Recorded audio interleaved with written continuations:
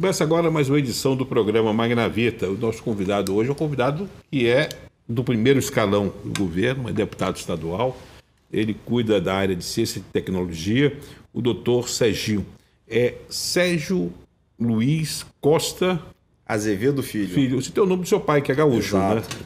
Serginho, vamos começar. Me permita chamar o doutor Serginho, que é o nome político. Você é deputado estadual, faz parte dessa turma que eu chamo de quarentinhas, que é uma geração de 40 anos, que chegou ao governo, faz parte do governo Castro, o governador com 42, você com 40 anos, e é uma turma que está aí revolucionando o Rio de Janeiro.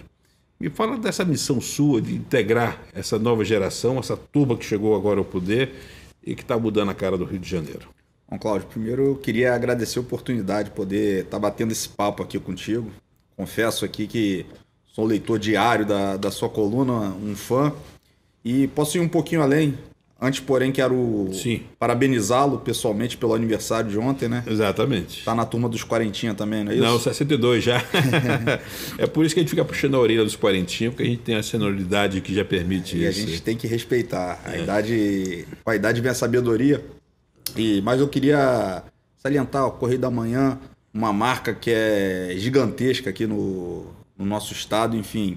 E hoje eu acho que a marca Magna Vita está se sobrepondo, inclusive, ao Correio da Manhã. Não fala isso, não, mas a gente é operário. Então é um prazer poder estar aqui contigo participando disso. Muito obrigado. No que se refere à pergunta, na verdade, esse bate-papo, a gente entende que a missão do governador Cláudio Castro foi uma missão invocada por Deus mesmo, porque ele veio como vice-governador, sem... Não queriam ele. Não queriam, e sem uma perspectiva num primeiro momento de assumir qualquer cargo com WW naquele momento, com uma popularidade gigantesca, e já mostrando, já desde o primeiro momento, a sua ambição, aquilo que ele queria atropelar na política, sem entender que os movimentos do eleitor que o colocaram lá foram movimentos de uma onda conservadora do nosso presidente Bolsonaro, e aí cai no colo do Cláudio Castro, que de uma maneira muito, muito bonita, ele consegue equilibrar a política do Rio. Você, na LERJ, foi um dos primeiros a alertar aí sobre essa questão do Witzel, inclusive a questão da Unir, né? Eu tive ferrenhos embates ali com o governo. Acho que fui o primeiro a pontuar em relação à questão da necessidade de empichar o ex-governador. Tamanha bagunça que existia no governo, corrupção instalada de uma maneira clara e evidente.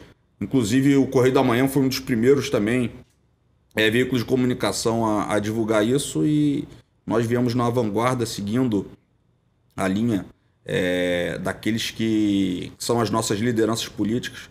O senador Flávio Bolsonaro, nosso presidente da República, desde aquele momento que houve a traição do governador Wilson Witzel, nós já nos posicionamos contrariamente ao governo, sendo oposição, e quando a gente se depara com os casos que eram claros e evidentes de corrupção, a gente faz a denúncia. O próprio presidente Jair Bolsonaro, quando ele teve uma passagem muito rápida pelo PSC, ele fez denúncias gravíssimas com relação ao Everaldo. Inclusive, na época, nós postamos um vídeo, em 2018, no qual o presidente falava claramente que saía do partido porque o Everaldo estava vendendo a candidatura dele, do Maranhão, se associando, criando já o lado mercantil disso. Quer dizer, não tinha como dar certo. Era uma equação que fadada ali a implodir rapidamente, né? Eu digo o seguinte, Magna Vita, tinha tudo para dar certo. Era um momento novo, um governador que entrava, em tese, sem compromissos políticos, porque se elegeu fortemente, praticamente sozinho, sem todo um grupo por trás, tinha condições de organizar o estado do Rio de Janeiro, que a gente tem visto agora com o Cláudio. Cláudio conseguiu equilibrar a política, gerou uma relação de paz no estado até esse momento, equilibrou as contas, tem confiado e delegado aos secretários a execução de projetos, e aí ele, de uma maneira muito organizada, estabeleceu o Pacto Rio de Janeiro, em que ele chama cada secretário, o secretário apresenta o planejamento que tem para execução orçamentária, quais são os projetos, ele define com os secretários aquilo e hoje cobra dos secretários a execução daquilo que foi planejado. Então, a coisa está dando certa, primeiro pelo equilíbrio político que existe hoje, relação de paz, a LERJ com o governo do Estado, relação de paz do governo do Estado com o governo federal, enfim. E depois, por essa organização de planejamento administrativa que vem de cima para baixo, que vem do chefe do Poder Executivo, Cláudio Castro, que apesar de dar liberdade para os secretários apresentarem projetos e o executarem, ele define previamente aquilo que é importante para o Rio e cobra posteriormente a execução. E nesse equilíbrio você tem uma CEPLAG trabalhando na questão do planejamento e uma Casa Civil acompanhando a execução. É um equilíbrio que anda junto, né, nesse processo. O governador, nos discursos políticos dele, ele costuma dizer que o Estado do Rio de Janeiro vive agora um momento do nós e não do eu. Isso, de fato, acontece. Hoje é uma integração, é como se as secretarias vivessem numa coxa de retalhos, todos fizessem parte da mesma coxa e trabalhassem em favor de um fim único. Então, posso citar como exemplo a Secretaria de Ciência, Tecnologia e Educação. Hoje a gente expande os cursos técnicos e profissionalizantes para o interior do Estado em parceria... Através da estrutura da FATEC, né? Da FATEC, em parceria com a Secretaria de Educação. E vice-versa. São um trabalho irmanado. Isso. Não é aquela coisa de feudo, quer dizer... São órgãos do mesmo governo. Então, quando a gente trabalha dessa forma, a gente otimiza os resultados. Imagine você que eu posso utilizar o mesmo prédio da Secretaria de Educação sem aumentar nenhum custeio e levar para dentro daquele equipamento novos cursos em momentos que aquele prédio e salas de aula estavam ociosas. Nós temos feito isso. E na via transversa, a Secretaria de Educação também faz essa parceria com a FATEC. Estou citando um único exemplo, mas isso tem acontecido em relação a todos os demais órgãos. Secretaria de Desenvolvimento Econômico dialoga diretamente conosco, com a Secretaria de Ciência e Tecnologia. A gente verifica qual é a vocação econômica de determinada região, determinada cidade e pensa a partir desse diálogo qual o curso técnico que tem que ser colocado naquele local. O que eu queria... Vamos entrar na questão política daqui a pouco, vamos entrar também na questão pessoal, na sua trajetória, mas eu queria aproveitar esse gancho porque o curso profissionalizante é algo que é uma ferramenta de capacitação, integração do aluno, de uma mão de obra, de uma preparação de mão de obra, que quando ele é pensado a partir da demanda, ou seja, da necessidade que determinada região tem, é uma equação que só faz trazer progresso, porque gera emprego, atende a cadeia produtiva e, principalmente, faz com que haja uma roda do bem, a roda da fortuna, porque o empresário tem a mão de obra qualificada. Como é que a FATEC, como é que a Secretaria tem identificado essas carências? É pela necessidade, os cursos são montados a partir dessa demanda de formação de mão de obra?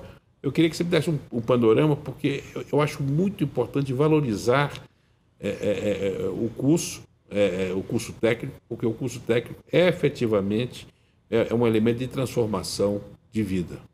Olha, Magnavita, a gente, ao assumir a Secretaria de Ciência e Tecnologia, a gente rompeu com uma cultura que existia dentro da Secretaria. A Secretaria, por muito tempo, ela foi pensada de maneira política. Então, se instalava unidades da FATEC com cursos pré-ordenados pelo pensamento do gestor. Enfim, na verdade, se seguia mais ou menos uma cartilhazinha com os mesmos cursos nos mesmos locais, visando só fazer aquele movimento político sem se atentar realmente para aquilo que o segmento produtivo daquele local precisa. Então, nós mudamos isso, rompemos com isso. Depois eu ia falar outros rompimentos que nós tivemos também. Mas o que a gente faz? A gente dialoga no programa de interiorização da FATEC, que é uma das missões que o governador Cláudio Castro nos deu. Nós dialogamos com os agentes políticos locais. Por exemplo, eu vou para Cabo Frio, eu vou para São Pedro da Aldeia. Eu procuro o prefeito e os agentes políticos. Prefeito, quais empreendimentos estão sendo desenvolvidos na cidade? Porque o agente político tem acesso a essa informação, porque são eles que licenciam projetos. Sim, são os facilitadores da implantação. A gente tem um estudo de mercado feito pela Fundação CCIERG.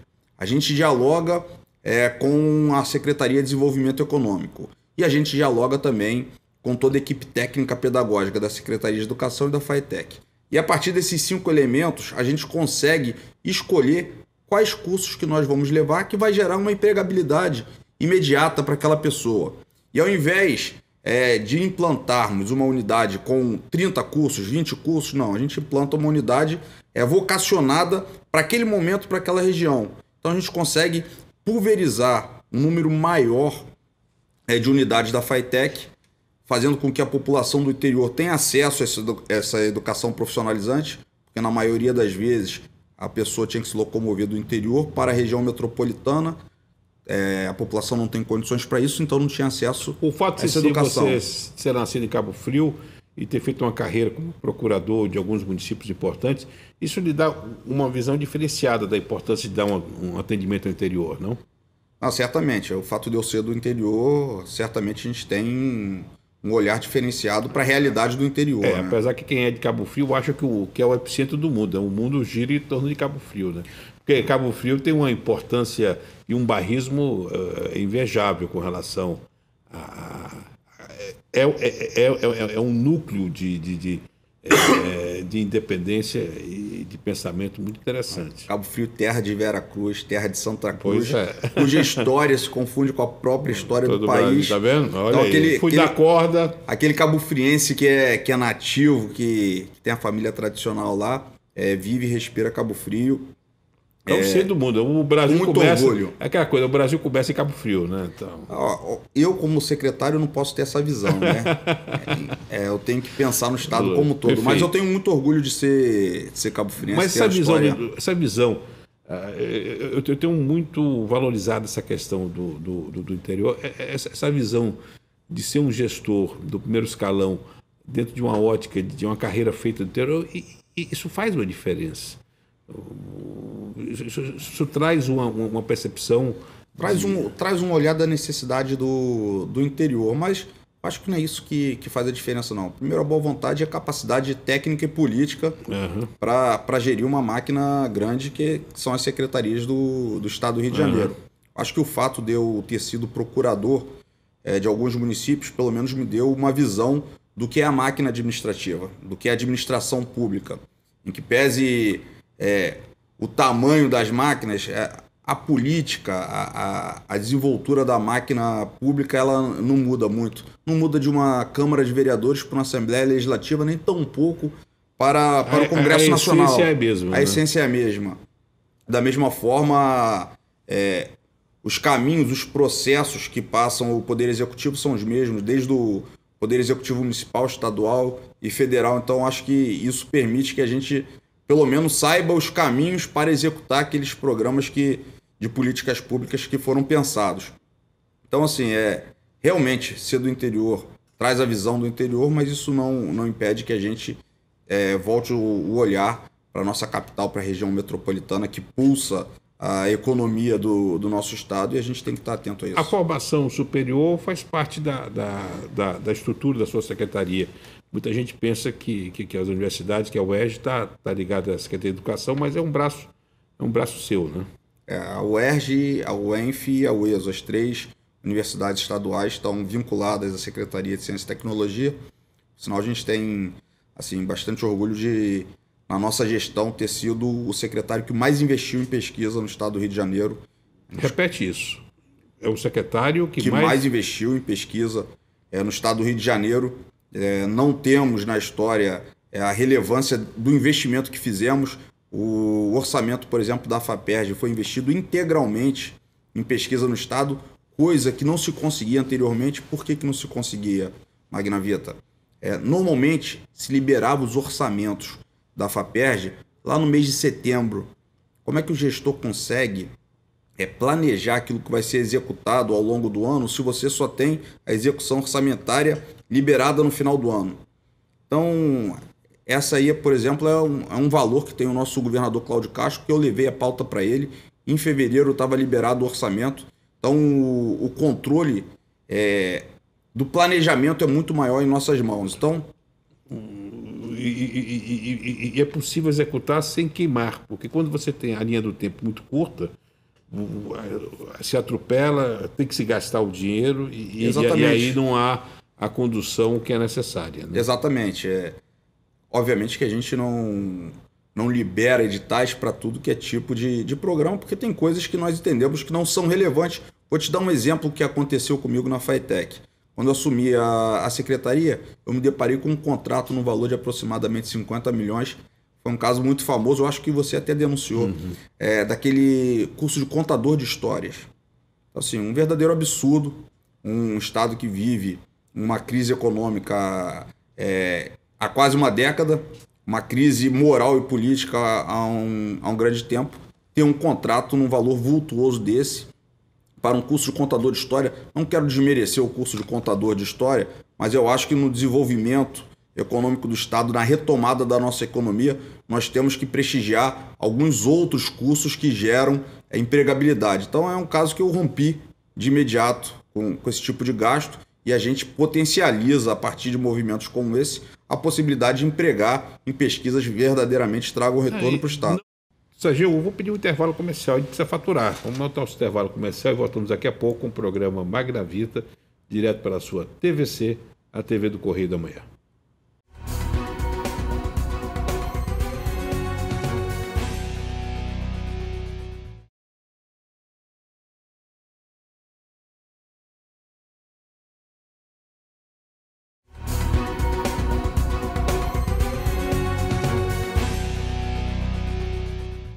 E voltamos com o programa Gravita, o programa hoje conversando com o secretário de Ciência e Tecnologia do Estado do Rio de Janeiro, do doutor Serginho, deputado estadual. Doutor Serginho, hoje no nosso programa. Doutor Serginho, voltando à questão além do técnico, que é o curso de segundo grau, existe também no Brasil uma miopia com relação a uma coisa muito importante, que é a figura do tecnólogo, que é o profissional superior de cursos de curtíssima duração, às vezes são cursos de 2 anos e meio, que preparam uma mão de obra exatamente para atender à necessidade de segmentos que estão surgindo e que estão precisando de mão de obra especializada. Você também está orientado às universidades a essa questão de migrar, além do bacharel, da licenciatura plena, também a questão dos cursos de tecnólogo? Olha, a Fitec tem a nossa Fiterge, que são os cursos superiores voltados para a área técnica, que são exatamente os tecnólogos. Os tecnólogos são cursos superiores de curta duração. Então a Fitec já tem o curso superior voltado para essa área. As universidades, é algo sensível você tentar influenciar nas deliberações no Conselho de Educação da faculdade, enfim, todo segmento de professores lutam muito pela autonomia universitária, é algo que é difícil você interferir. Então, o que nós fazemos enquanto agente político? Na verdade, a gente observa quais são os projetos, as pautas que são apresentadas, por exemplo, pela reitoria, e aquilo que a gente entende que é relevante, a gente aumenta a descentralização de recursos, mais ainda, além do orçamento já previsto para a universidade. Imagine você que era líder da bancada bolsonarista e me deparei, em determinado momento, a assumir esse cargo que tem a ingerência direta sobre as vinculadas às universidades.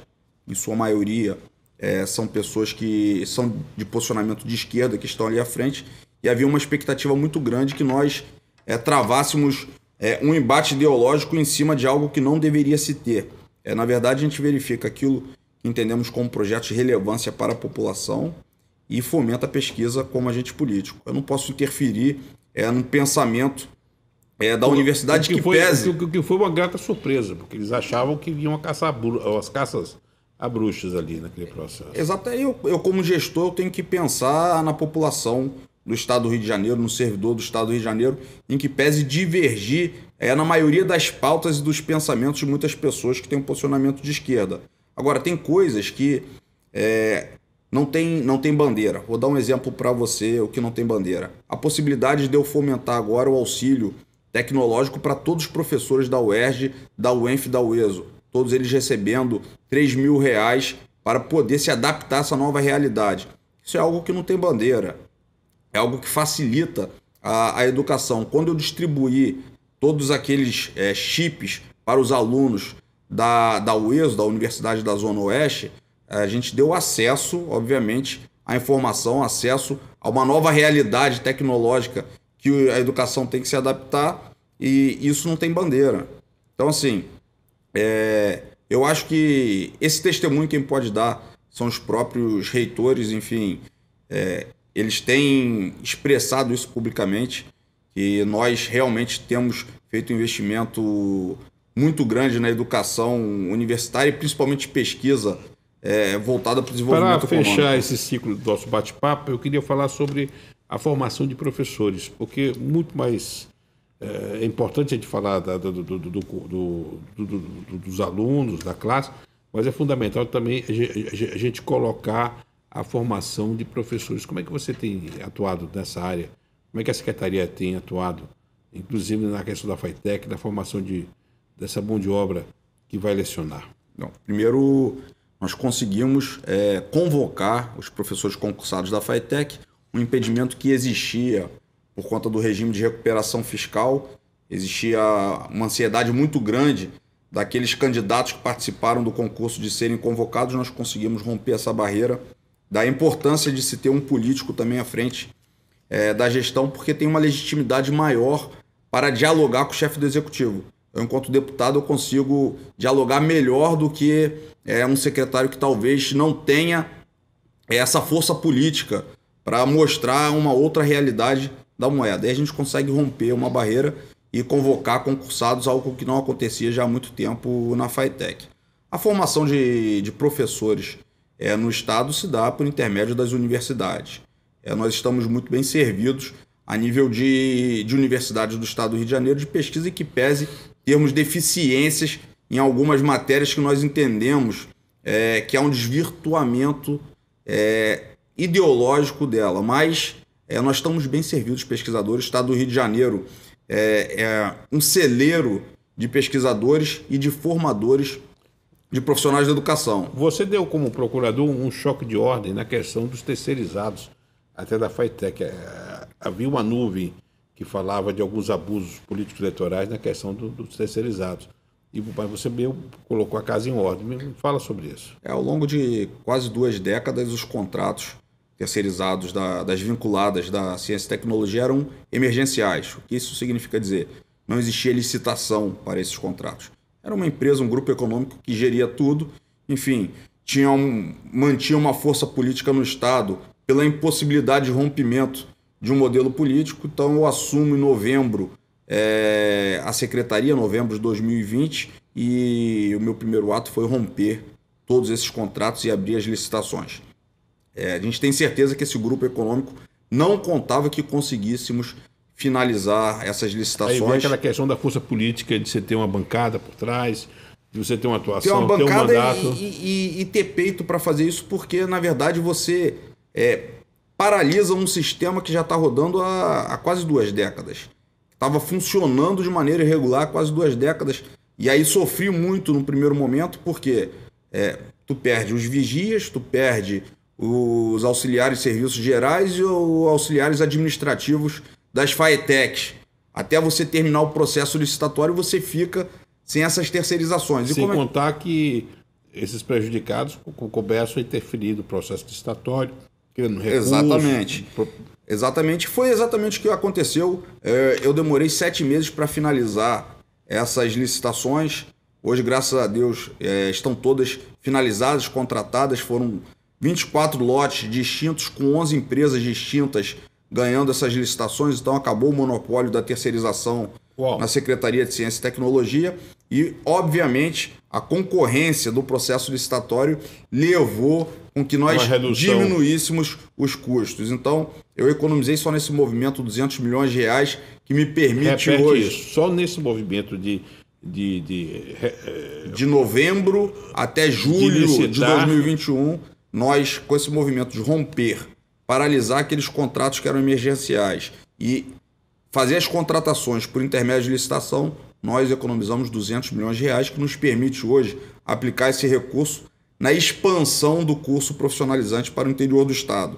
Então, essa foi uma atitude que eu entendo a mais importante nossa enquanto secretário, porque a gente rompe Mas a com sua uma cultura. mas a sua experiência como procurador de município lhe ajudou muito nisso, né? Porque você defendia o CPF de terceiros, agora você estava defendendo o seu próprio CPF e colocando a lupa em cima, né? Mas eu não digo nem só isso. Eu acho que o que nos motivou foi realmente fazer um movimento de ruptura. É liberar o Estado do Rio de Janeiro para voltar a máquina a girar de maneira correta. O Estado do Rio de Janeiro estava preso a um grupo econômico, não tenho dificuldade de falar aqui, era vinculado ao Mário Peixoto, a essas empresas, enfim, todos sabiam, passava governo, entrava governo, ele se mantinha porque você não consegue trocar a roda do carro com ele andando. Então tive que tomar uma decisão muito difícil, que inclusive suscetível de muitas críticas.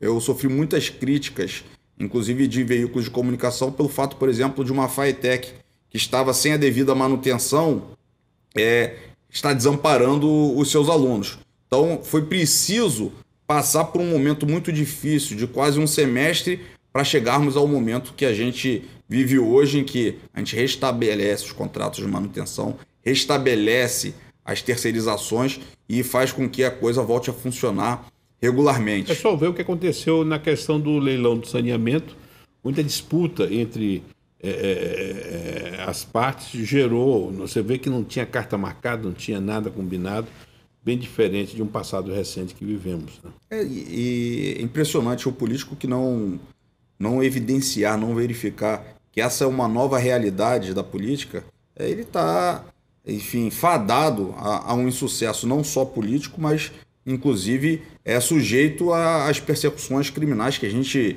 tem verificado aí, prisões à torta e à direita de políticos. Então acho que...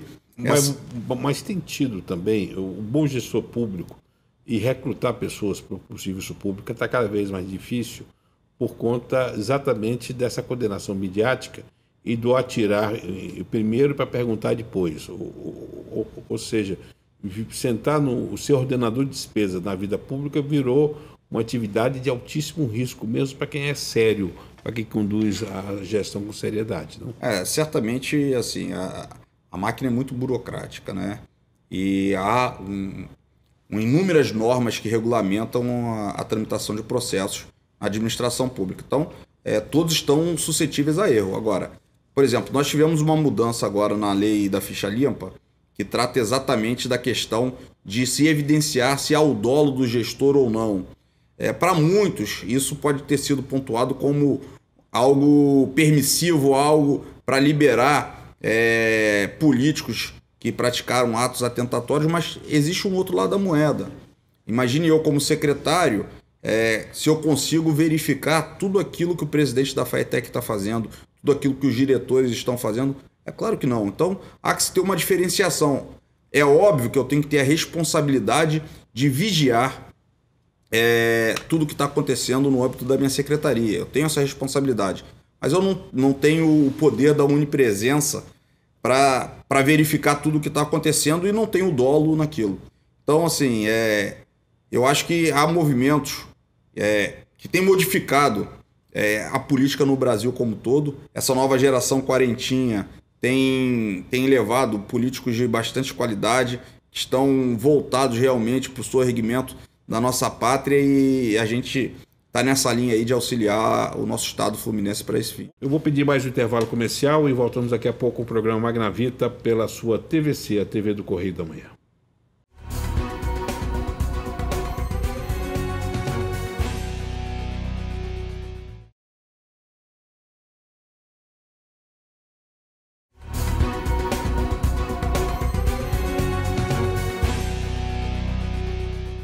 E voltamos com o programa Gravita, o programa hoje conversando com o secretário de Ciência e Tecnologia do Estado do Rio de Janeiro, do doutor Serginho, deputado estadual. Doutor Serginho, hoje no nosso programa. Doutor Serginho, vamos mergulhar agora na sua vida política. Como é que você resolveu, você com a carreira vitoriosa, como procurador de município, um advogado conceituado, como é que você resolve entrar na vida político-partidária e disputar uma eleição? Olha, Cláudio, eu tive a oportunidade de me especializar no direito eleitoral.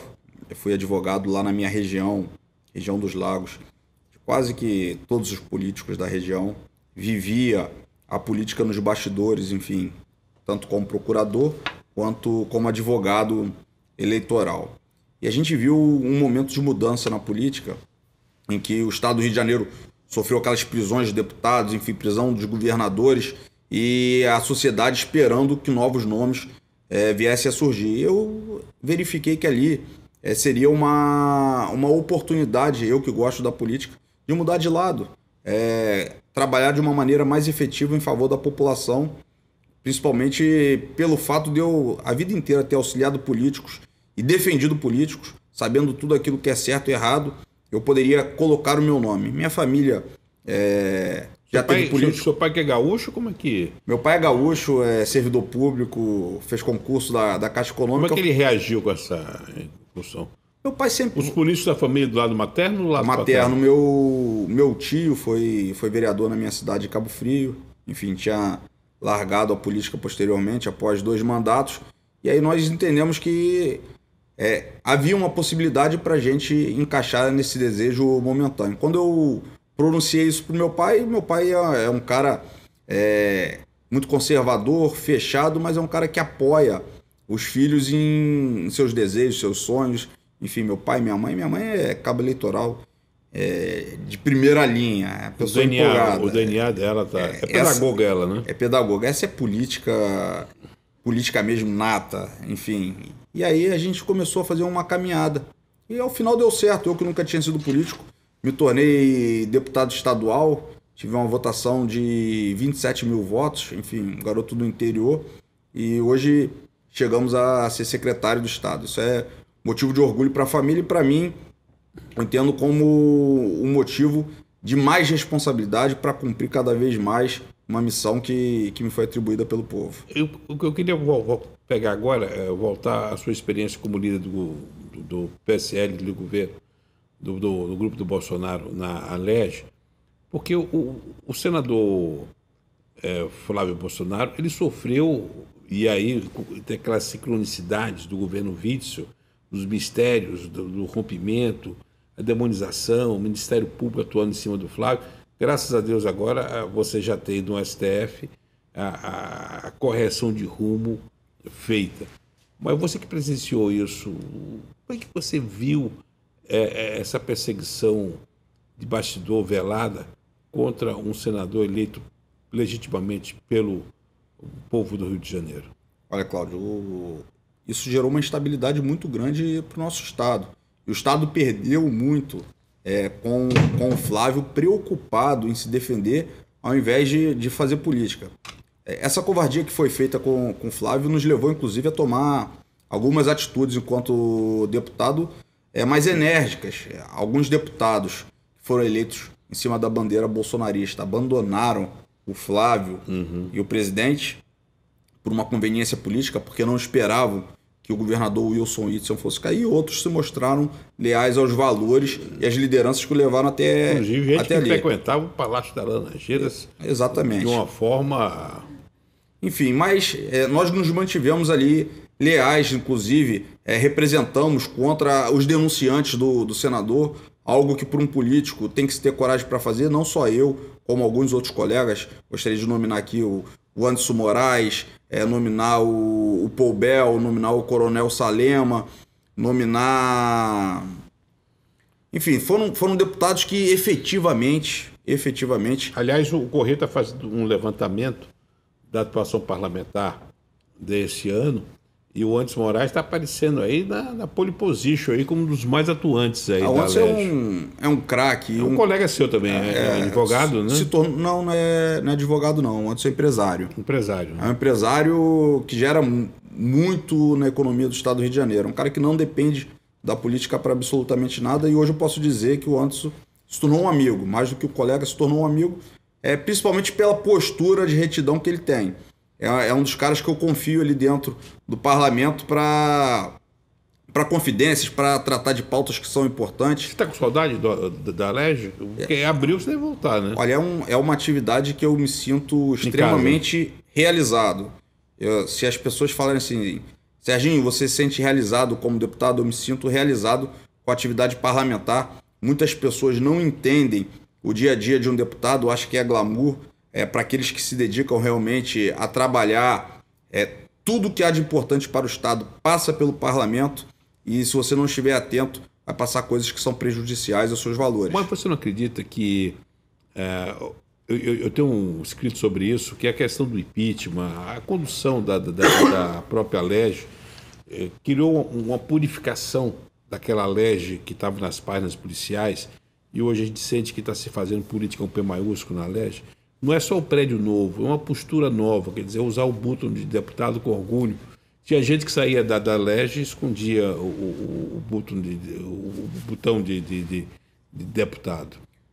Olha, Cláudio, eu costumo dizer o seguinte, a gente conseguiu ter uma relação muito saudável dentro da LERJ, inclusive com parlamentares, que nós temos divergências políticas e ideológicas, isso deve muito à forma de condução também. Há que se mencionar que o presidente André Siciliano, que foi um republicano na condução dos trabalhos parlamentares, inúmeras vezes tive embates muito enérgicos, inclusive, com o presidente, mas ele sempre respeitou as nossas prerrogativas. O Flávio me disse uma vez que ele nem parece que é do PT. É verdade. Nem parece que é petista. Mas, enfim, mas está lá no PT. Infelizmente, é um partido... É uma quadrilha o PT. Como é que você está vendo essa questão da sucessão, o embate do Bolsonaro com Lula, inclusive agora com o elemento do Sérgio Moro, mas principalmente a questão de estar se varrendo para debaixo do tapete todos aqueles escândalos que ocuparam as manchetes dos jornais? A própria Globo parece que está esquecendo de falar do que foi a Lava Jato, do que foi os escândalos que atingiu diretamente a presidência da República, o governo do PT. Como é que você vê esse cenário para 2022? Cláudio, a esquerda vive um processo de dislexia, ela é incongruente quase que em tudo. Enfim, eles conseguem ressuscitar o maior corrupto do país, colocando nele um paradigma como se fosse um salvador da pátria, quando nós vivenciamos o desvio de bilhões de reais, algo que é inegável porque houve a devolução desses bilhões para a nossa pátria, em que pese as críticas processuais que se possa ter em relação à Lava Jato, mas a esquerda é isso, vai defender um ladrão, que é o Lula, para ser presidente da República. Então, assim, eu vejo... Essa relação com OAS, Odebrecht, é uma coisa que não pode ser esquecida, né? Você tem uma promiscuidade ali que não deve ser esquecida, e promiscuidade essa que deixou de existir. Eu tenho dito que o Correio da Manhã, a gente tomou uma decisão estratégica de não cadastrar o jornal na SECOM, que é a Secretaria de Publicidade da Presidência da República, de Comunicação, para que a gente não estivesse habilitado a receber verba federal. A gente nunca recebeu um centavo no Correio da Manhã do governo federal. Isso para dar uma independência, porque o patrulhamento é enorme. Cada vez que você faz um editorial apontando ou lembrando que você tinha uma quadrilha na frente da CPI e sendo endeusado um Renan Calheiros que tem mais folha de corrida do que currículo. O Omar Aziz, que sofreu busca e apreensão com a esposa dele envolvida em escândalos. Que o secretário de saúde que ele indicou para o Amazonas estava envolvido em escândalo. E você vê esses caras sendo endeusados. Quer dizer, você faz um editorial desse, a esquerda vem patrulhando pesadamente com relação a isso, né? É exatamente o que a esquerda faz, é a incongruência da esquerda nesse ponto. Tem um fato que eu gosto muito de ressaltar. 2015, tudo bem? 2015, a Petrobras gerou um prejuízo de 39 bilhões de reais. Jair Bolsonaro, no primeiro ano de governo dele, gerou um superávit de 139 bilhões de reais. A que se deve isso? E aí, por que a esquerda ela fica louca para voltar ao poder? Porque esses 139 bilhões de reais é para o bolso desses corruptos. E eles querem agora voltar agora se utilizando de artifícios, infelizmente, de boa parte da mídia, que infelizmente tem ali formadores de opinião que são de esquerda ou que estão querendo se voltar para a boquinha que existia antes. Então hoje a gente... Boquinha? Pô, você não pudesse. A boquinha, se a gente trabalhar num processo... Aquilo dali num processo de legalidade. Foi o maior escândalo de corrupção do mundo. Não há paralelo no mundo com relação aos valores que foram desviados naqueles anos do governo do PT, com relação, e estão falando isso aqui para deixar gravado e perpetuado aí para a história. Não há paralelo no mundo ao que ocorreu. Existem valores que foram retirados da gente que são maiores, inclusive, que os financeiros. Pessoas que exaltam um político que é corrupto e o endeusam é porque realmente foi suprimido dessa população o direito de pensar. Então, isso Sim, é algo... mas aí vem a questão da abdução da formação, a questão da atuação na área cultural, a atuação na área da área acadêmica. Então você tem aí um processo que é grande, né? É um processo permanente. Eu acho que a gente vivencia uma guerra cultural que é permanente. Exatamente aqueles 3 pilares que permearam e formaram a sociedade civil ocidental, a esquerda a todo momento tenta destruir eles. Quais são esses pilares? É o direito civil patriarcal, enfim, a fé cristã, enfim, são os valores familiares, isso tudo, a filosofia grega, da dialética, não da dialética hegeliana, aquela dialética que a gente está tratando de uma pauta que se busca a verdade. A esquerda, ao mesmo tempo que fala uma premissa aqui sobre determinado assunto, em determinado momento, se lhe for conveniente, ela vai lá e distorce aquilo que ela falou anteriormente. Enfim, tem uma frase que a própria atuação de alguns parlamentares na CPI, aquele senador vice-presidente da CPI, que defendia uma coisa antes e esquece, não tem coerência. A coerência é zero. Então, vamos agora, doutor Serginho, fazer mais uma pausa. Vou pedir agora o intervalo comercial. Vamos encerrar no próximo bloco e voltamos daqui a pouco para continuar esse bate-papo direto pela sua TVC, a TV do Correio da Manhã.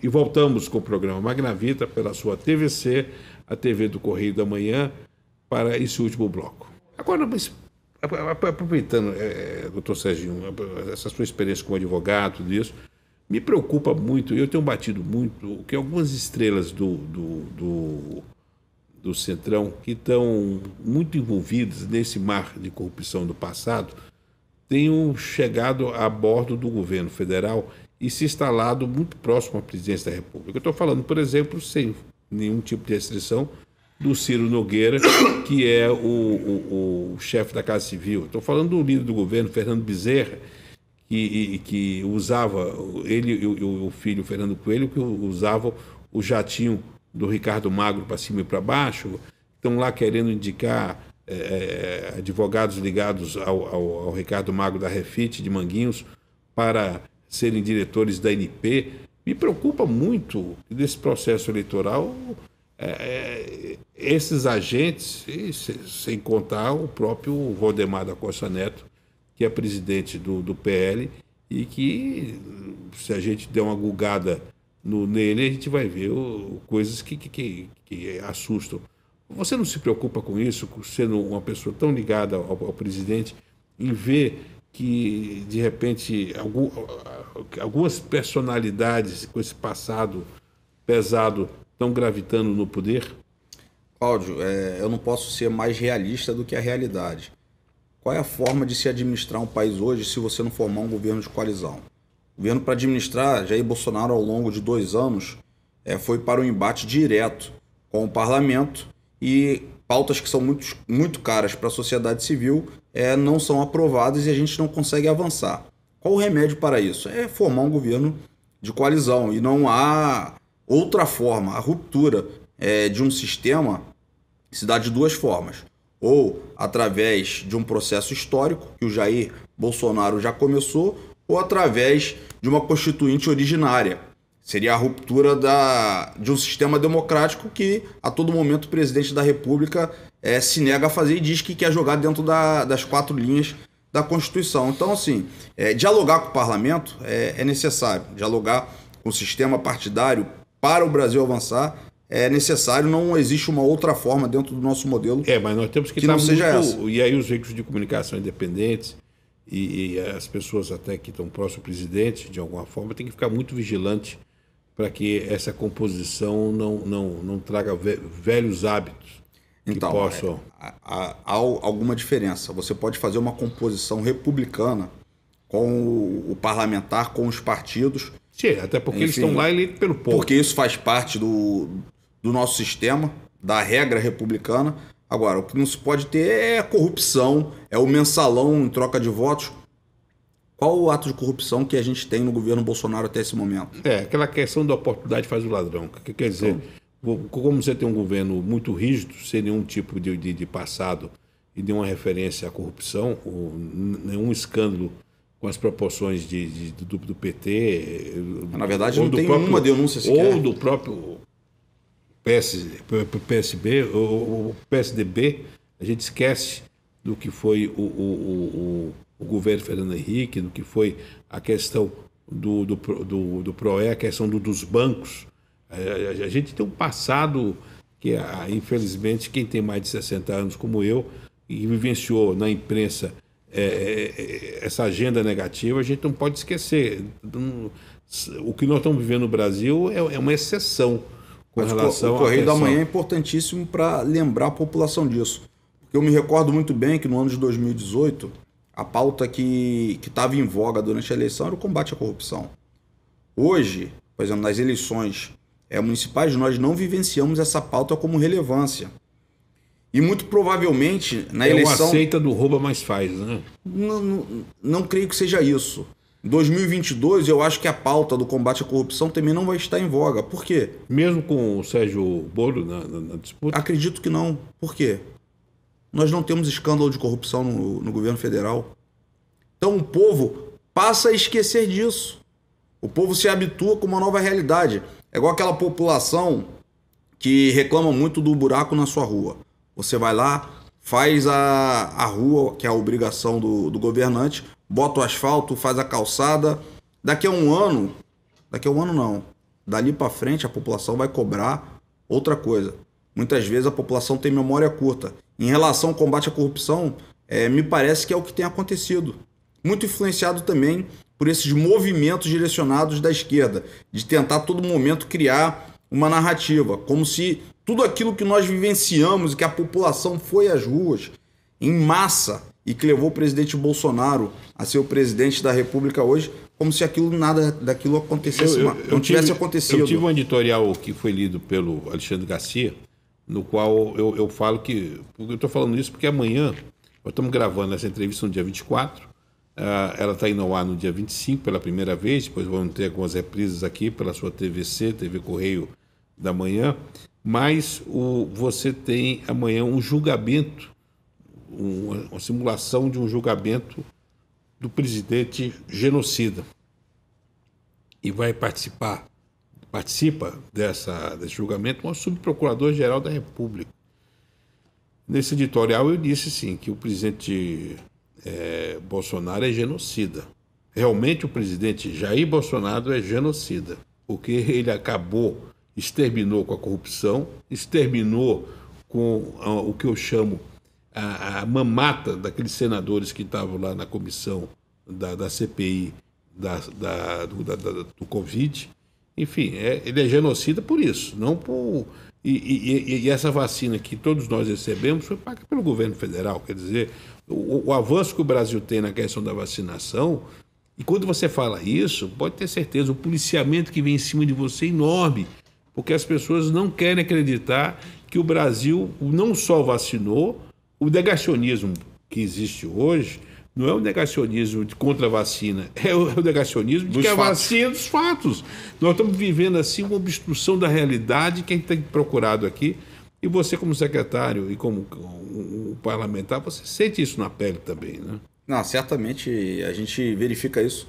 Quando você, por exemplo, vê uma ex-subprocuradora-geral participar de um movimento desse, que é claro e evidente para nós que estamos no meio político, que está no meio de comunicação, foi feito para criar exatamente uma narrativa para associar essa questão do genocida ao Bolsonaro. Por sinal, a esquerda gosta de se apropriar de adjetivos, enfim, imputar narrativas como se fossem donos de determinados adjetivos, enfim.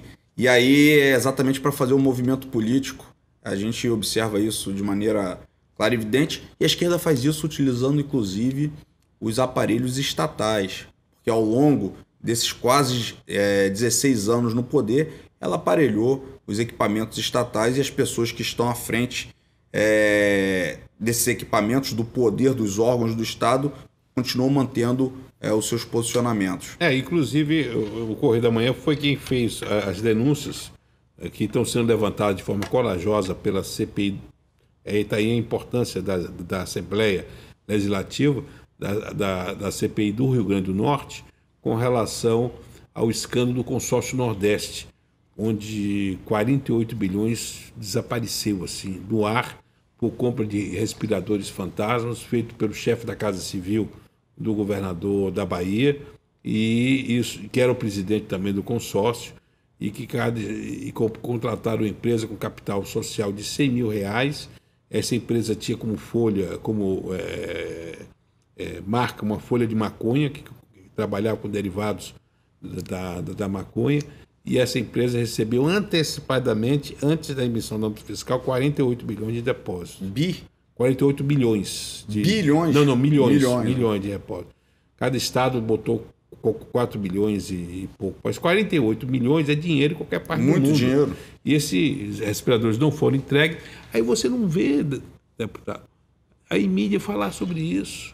Por quê? Porque são os 9 governadores do Nordeste. E os 9, inclusive, um deles, filho do Renan Calheiros, que era o fiel guardião da moralidade da CPI do Covid. Então, eu acho que esse embate, como é que você vê esse embate nas urnas? Você acha que o eleitor vai ter bom senso? Como é que vai ser? Olha, eu ando na rua, eu tenho caminhado nas ruas. É só você verificar, o presidente Bolsonaro vai às ruas, parece que a população se envolta, vai toda ao entorno dele. Tu tem visto o candidato da esquerda ir pra rua? Não, outro dia no Copacabana Palace eu recebi uma foto lá do Marcelo Caviar Freixo, que é o nosso candidato, que agora, outro dia ele foi visto no Amarelinho. Um repórter amigo meu me ligou e disse: eu estou aqui no Amarelinho na reinauguração, no sábado, acho que foi sábado, dia 20. E aí eu falei: tira uma foto dele. Aí o rapaz foi tirar a foto. É para onde? Aí o Freixo perguntou ao repórter. Aí o repórter disse: para o Correio da Manhã. Aí diz ao Magravita para pedir o Cláudio Castro para tirar foto. Ele estava ali voltando às origens, fazendo uma pausa lá do Copacabana Palace, lá do Emiliano, ele com a Antônia Pellegrino, que é a esposa dele, que vive na alta roda social, gosta de viajar de primeira classe, executiva, tudo isso, abduziu aí o nosso candidato.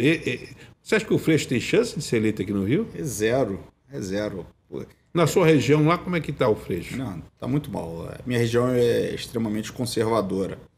Senão, eu, enquanto secretário, já falar desses movimentos, não seria de bom ouvir eu falar nesse momento, mas, assim, de uma maneira geral, a esquerda, pelo menos no interior, está muito mal.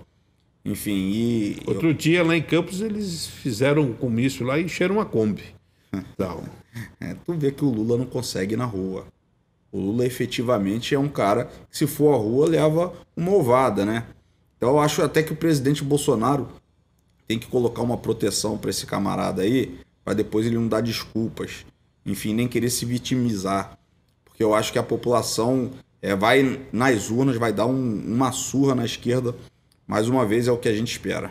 E a Globo? Você acha que as televisões, de forma geral, essa mídia assumidamente de oposição ao presidente, já não faz mais efeito sobre o próprio eleitor? Olha, a mídia, de uma maneira geral, ela leva informação de maneira massiva para a população, e o homem médio muitas vezes se deixa influenciar por aquela informação como se ela fosse uma verdade absoluta. Então, assim, não há como se subestimar o peso das mídias tradicionais. Obviamente que com a internet a população tem maior acesso a informação, se consegue desmistificar muita coisa que é imposta pela imprensa tradicional, mas não há como se subestimar a força que tem um veículo de comunicação. O PL, agora, o Bolsonaro do PL, como é que você acha que vai acontecer? Eu sigo o meu presidente. Meu presidente Você vai também pro PL. vai para o PL também? O PL, claro. Então confirma isso. Você Claro, meu presidente vai pro PL, vou pro PL. Perfeito. A menos que o presidente não me queira, mas eu acho que essa é uma hipótese que não acontece. Ainda ontem eu estava em Brasília, bati um papo com o nosso senador, e aí perguntei, Flávio, e aí, vai ser PL mesmo? Ele 99,9%. Serginho, mas vamos esperar o presidente anunciar, enfim. Anunciou em terça-feira que veio, então, a gente dia acompanha. 30, a filiação. Só uma boa notícia para minha coluna. Atenção, telespectador. Quando você lê isso aqui, eu já dei no jornal, porque a entrevista eu vou publicar antes. Eu queria, no último bloco, chegamos ao final da nossa entrevista, falar um pouco sobre você. Você é casado, sua mulher é advogada, Aline, né? Isso. E tem duas filhas. Como é que é você na intimidade como pai? Primeiro, eu sou apaixonado pelas minhas filhas. Vou sair daqui para encontrar a minha mais velha, que tá vindo de Cabo Frio para ir no jogo do Fluminense comigo hoje. Uma doçura, Maria Antônia. Maria Alice tem 2 meses, nasceu agora há pouco tempo. Assim, minha família, em primeiro lugar está minha família, o Magnavita, a Aline, minha esposa. A gente começou a namorar na época de faculdade. Se conheceram na faculdade? Na verdade, ela é de Cabo Frio, já nos conhecíamos da igreja desde criança. Você é católico? Sou católico. O pai dela, meu amigo e sogro Arley, é diácono da igreja católica, enfim. Minha família também, toda da igreja. Isso cria uma liga sua com a Aline, com o Cláudio, porque é um casal também católico. Obviamente, né? Que isso gera uma afinidade e uma identidade, porque a gente comunga dos mesmos valores, né? Uhum. Então, eu casei com a Aline, eu tinha 25 anos, enfim. Sua mãe abençoou a união? Como é que foi? Claro que foi, claro. Qual é o nome de sua mãe? Vânia, conhecida como Tia Vaninha. Minha mãe. Mas a Tia Vaninha abençoou a união e tal? Abençoou, Qual a importância da Tia Vaninha como pedagoga na sua formação profissional? Mais do que como pedagoga, minha mãe assim, sempre me transmitiu, desde o berço, os valores cristãos, enfim, os valores familiares. Eu devo muito à minha mãe, minha educação, devo a ela. Trabalho, ensinou a gente desde cedo a trabalhar. Minha mãe é proprietária de 3 escolas na região dos Lagos. Minha avó foi fundadora dessa escola e eu me recordo que, desde criança, nós trabalhávamos lá durante o verão, nas obras de reforma da escola, enfim, a família toda imbuída. São quantos irmãos? Da minha mãe ou meu? Só a sua família. A minha família sou eu e mais 3 irmãos. Temos uma menina, a Gabi, que é médica, meu irmão Felipe e o mais novo, que é o Miguel. Nós somos 4. Perfeito. E o seu pai? Bom churrasqueiro? Na verdade, minha paixão pelo churrasco vem do meu pai, mas meu pai é um péssimo churrasqueiro. Eu conheço os amigos dele lá do Rio Grande do Sul. Uhum. Todo ano eu vou pro Rio Grande do Sul para bater um papo lá com a... Qual a cidade dele? Meu pai é de Veranópolis, Serra Gaúcha. Na Serra. Isso, lá é fantástico. Eu sou apaixonado pelas tradições gaúchas, mas os amigos dele me confessaram que o meu pai, eles não deixavam fazer churrasco. Só que... Mas você tem cuia... O mate ele pegou ou não? Aqui é muito calor para eu estar tomando o chimarrão como hábito. Uai, né? Mas o churrasco, se eu pudesse, faria churrasco todo dia. Mas tem gaúcho que não gosta de mate, não. Aliás, no gabinete do Cláudio Castro tem um gaúcho lá que... É o Abel? O Abel, o Rodrigo Abel, que... Outro dia eu dei uma nota que o Rodrigo Abel poderia ser o próximo conselheiro do TSE, do Tribunal de Contas, que era um gaúcho. Botei cifrada a nota e o Abel ficou dizendo que ele era catarinense, porque eu falava que tomava mate, né? Que ia ter mate no TCE. Ele disse que ele era catarinense e que não tomava mate e tal. Mas eu queria agradecer muito e eu queria terminar com ping-pong aí. O que é que lhe irrita? Corrupção. O que é que lhe traz a felicidade? Minha família. Sonho. Viver bem com minha família. Algo que você se arrepende? De algumas coisas que eu me omiti. Com relação a projetos políticos, o futuro? Cada dia um pensamento. com relação ao presidente Bolsonaro? Tô com ele até o final. Flávio Bolsonaro. Tô com ele até o final. Tá bom. E os outros colegas do partido lá do PSL? Nem todos. Pô, e eu gostaria que o Serginho terminasse com a pergunta clássica do doutor Serginho pelo doutor Serginho aí. Cláudio, primeiro, a gente está finalizando aqui minhas considerações finais. Eu, Cláudio, queria agradecer mais uma vez a oportunidade, deixar de público aqui a menção, a medalha Tiradentes, a honraria que eu pretendo conceder a você. Serginho é um cara que pensa o tempo todo em trazer benfeitorias, melhorias, vê a política como uma missão de transformação de vidas.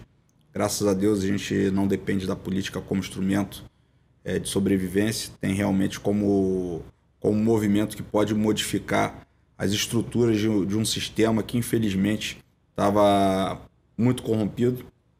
Hoje a gente se sente plenamente agradecido pelo fato de estar deputado, estar secretário, poder dar a nossa contribuição, leal às nossas lideranças, enfim, leal sobretudo e principalmente aos nossos valores. Pode ter certeza, Magnavita, não haverá surpresas em relação aos nossos posicionamentos. As pessoas não verão o Serginho oscilar de acordo com uma conveniência política eleitoral. Os nossos posicionamentos serão sempre os mesmos, não haverá surpresa realmente. Isso eu digo com uma transparência muito grande. E aí, se o povo reconhecer isso, a gente continua na política. Caso contrário, a gente continua militando como cidadão.